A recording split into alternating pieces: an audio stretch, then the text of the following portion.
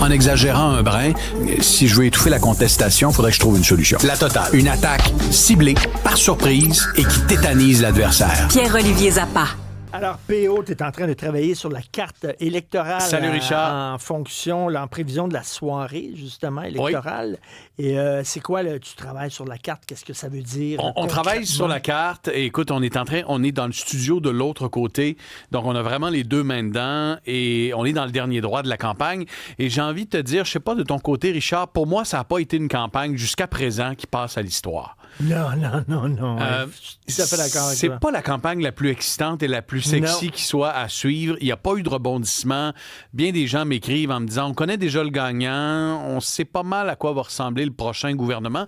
Mais j'ai envie de te dire, parce que je me prépare avec la carte électorale pour la soirée électorale, j'ai envie de te rendre les enjeux plus sexy aujourd'hui. J'ai envie de te rendre la campagne excitante parce qu'en apparence, elle ne l'est pas. Mais quand on s'intéresse aux chiffres, elle peut devenir excitante. Regarde le dernier sondage léger qui place les libéraux à 5 points devant les conservateurs. Est-ce que c'est beaucoup? C'est énorme. Sais-tu pourquoi? Parce que ce 5 %-là, en réalité, c'est 8 %. Et je t'explique. Les conservateurs, s'ils veulent gagner, ont besoin de l'emporter à l'échelle nationale avec 3 % de plus que les libéraux. En ce moment, les libéraux sont en avance de 5 points. Donc, en vérité, si Pierre Poilievre veut devenir premier ministre, il a besoin de remonter la pente et de gagner 8 % en moins de 2 semaines. Mission pas impossible, mais difficile à accomplir. Mais au Québec, lorsqu'on regarde le champ de bataille, Richard, il n'y a jamais eu autant de luttes à 3 qui se dessinent. Il y a un bon 5-6 luttes à 3 qui pourraient permettre au Bloc de limiter les dégâts face à Mark Carney. Parce qu'en ce moment, les bloquistes, ils ont 17 comtés à risque. J'épluchais comté par comté. Là. Le Bloc a, sur une trentaine de comtés en ce moment, 17 d'entre eux sont à risque et les libéraux pourraient aller en chercher notamment 9 seulement sur la rive sud et la rive nord de Montréal. On serait devant le scénario d'une vague rouge là, au Québec. Et tu sais, quand j'ai vu le sondage léger ce matin, un de mes réflexes a été de lâcher des coups de fil dans les hôtels de ville un peu partout au Québec. Si tu veux prendre le pouls des électeurs, appelle leur maire pour savoir qu'est-ce qui se jase sur le perron des églises puis dans les épiceries. J'ai jasé avec le maire de Repentigny, qui est l'ancien député bloquiste de Repentigny, Nicolas Dufour. Tu sais, Repentigny, c'est un château fort bloquiste, à l'exception de la vague orange à l'époque de Jack Layton. Et lui-même me disait, Richard, Repentigny risque de virer rouge. On le sent. Sur le terrain, il me disait que ses électeurs lui parlaient des enjeux, lui parlaient de Mark Carney, lui disaient à quel point ils étaient inquiets et que c'est Mark Carney qui incarnait le meilleur rempart face à Donald Trump. Et là, je me dis, Richard, si Repentigny vire rouge, ça veut dire que Mascouche vire rouge, ça veut dire que Thérèse de Blainville vire rouge, La Prairie, Longueuil, Montarville, tu vois, c'est l'effet domino. Là. C'est l'effet domino, c'est l'effet tache d'huile, dirait Jean-Marc Léger. Alors, les enjeux, on a l'impression que c'est décidé d'avance, mais les enjeux puis de la façon dont la carte électorale va se colorer le soir de l'élection, c'est probablement ce qu'il y a de plus intéressant à suivre. Autre donnée, 1958, qui était le premier ministre, Richard? La réponse, John Diefenbaker. La dernière élection où 2 partis ont eu 80 % et plus du vote, c'est en 1958.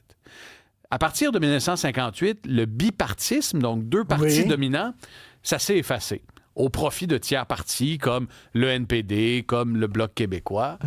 Et là, pour la première fois depuis 1958, on revient.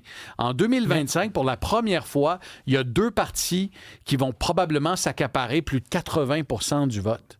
Ce qui a le potentiel de marginaliser des tiers partis comme le NPD et comme le Bloc québécois. Et si le NPD, à l'élection dans 2 semaines, a moins de 12 sièges, il ne sera pas reconnu comme un parti au Parlement. Ça veut dire moins de financement. Et ça se peut, ça. Et c'est fort possible, parce que quand tu regardes les projections de sièges en Colombie-Britannique, en Ontario, je veux dire, le parti s'effondre au profit des libéraux. Est-ce que le Bloc risque ça aussi? Ou... Écoute, que le Bloc passe sous la barre des 12, ce serait très étonnant. J'ai envie de te dire qu'actuellement, les projections ne montrent pas ça. Mais les projections démontrent que dans les Laurentides, dans les Basses-Laurentides, dans l'Anaudière, sur la rive sud de Montréal, le Bloc est en danger. Et si j'étais le chef et je voyais ces projections-là, je passerais énormément de temps sur la couronne nord et la couronne sud de Montréal. Pourquoi, Richard? Parce que cette campagne campagne-là, bien qu'elle ait l'air plate à surveiller, les enjeux sont énormes. Et en ce moment, si Mark Carney veut accéder au gouvernement, c'est simple. Gagner la Rive-Nord et la Rive-Sud de Montréal, puis conserver ses acquis en Ontario. Juste avec ça, il accède au poste de premier ministre. Finalement, la soirée électorale va être plus excitante que la campagne. Elle risque d'être 100 fois plus excitante. Là, je ne suis pas en train de faire la promotion de notre soirée électorale. Elle va être beaucoup plus excitante parce que dès les premiers instants, on va voir comment vont se colorer les provinces de l'Atlantique. Tu sais que Justin Trudeau, en 2015, avait réussi un grand chelem.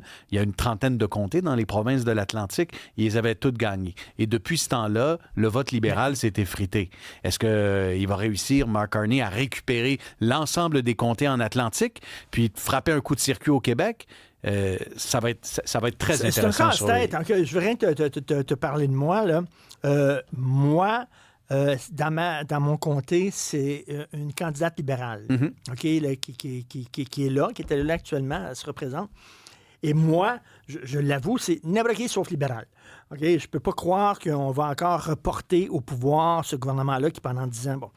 Alors là, je dis à Joseph Facal, en ondes, j'ai dit, il faut voter pour un parti. Il dit non. Il dit, tu votes pour le candidat qui est le plus susceptible de battre celle qui est là présentement. Même si c'est pas ton candidat de ton parti, mais tu votes pour ce candidat-là qui est plus susceptible de défaire libéral, si tu veux. Alors, tu vas voter pour qui? Là, je regarde, puis le deuxième, c'est NPD. Je dis là... Je peux pas voter NPD, bon Dieu. Fait que là, c'est compliqué, là. Tu pourrais peut-être porter ton carré rouge quand tu vas aller voter, Richard. Écoute, mais une chose est sûre, il y a bien des gens comme toi qui vont voter stratégique et ça va donner lieu à l'élection, à mon avis, de candidats poteaux qui, en ce moment, ne s'attendent pas du tout et qui risquent de gagner parce qu'on va dire « anybody's but ». Écoute, il y a des candidats là, qui sont inconnus, complètement inconnus. Tu sais, prends le candidat libéral dans Longueuil, puis un candidat libéral sur la Rive-Sud de Montréal dont on avait épluché les médias sociaux et qui semblait adepte de sites 3X. Là.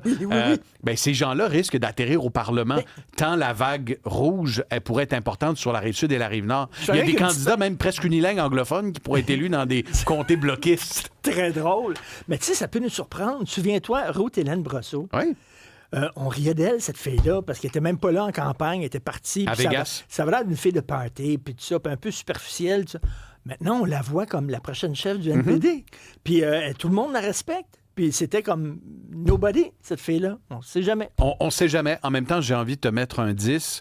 Quand on examine les dynamiques électorales dans la Nodière, ses chances de l'emporter dans Berthier sont très minces, mais ça pourrait faire partie des luttes à trois et des surprises. Une nouvelle Ruth Hélène Brosseau, comme tu dis, là, qui est un candidat poteau, puis qui soudainement se fait élire complètement bizarrement. Non, mais c'est sûr que ça va arriver, puis c'est certain qu'on va en faire des reportages toute la semaine après la soirée électorale. Mais alors, la carte, le tableau se porte bien, il n'y a pas trop déconné, il n'est pas parti dans tous les sens. Je fais mes exercices de flexibilité, je révise mes 343 comtés à travers le Canada. Je souhaite à Jack Meeting de l'emporter dans Burnaby, sa circonscription, parce que s'il perd sa circonscription et que son parti n'est pas reconnu... C'est la fin de sa carrière politique. C'est la fin de sa carrière politique et peut-être du parti lui-même qui pourrait ne pas se relever. C'est incroyable quand même qu'un homme qu'on ne connaissait pas il y a quelques mois, Mark Carney, qui le connaissait là, il y a quelques mois, à moins ceux qui suivent l'économie de très près, mais tu sais, pour la plupart des gens, et là, il pourrait être à la tête d'un gouvernement majoritaire. Majoritaire. Et s'il y a 3 mois, s'il y a 3 mois, Richard, j'étais venu dans ton studio et je t'avais dit, les libéraux sont en territoire majoritaire à une semaine du vote, il est possible que le Bloc perde des circonscriptions comme Repentigny. Le NPD est en train de s'effondrer en Colombie-Britannique et en Ontario, et les conservateurs risquent de ne rien rafler dans le Grand Toronto. Tu m'aurais dit, Pierre-Olivier, je pense que tu as besoin de sommeil. Oui. C'est carrément impossible. Et pourtant, 3 mois plus tard, comme quoi 3 mois, c'est une éternité en politique. Je ne sortirai pas mes ailes de poulet pour le débat de ce soir, mais pour la soirée électorale, OK. Et pour le TVA 22h de ce soir, la Commission nationale du TVA 22h vous confirme qu'on ne bougera pas l'heure du bulletin de nouvelles non plus ce soir. On va te regarder. Salut. Il n'y a pas de quoi.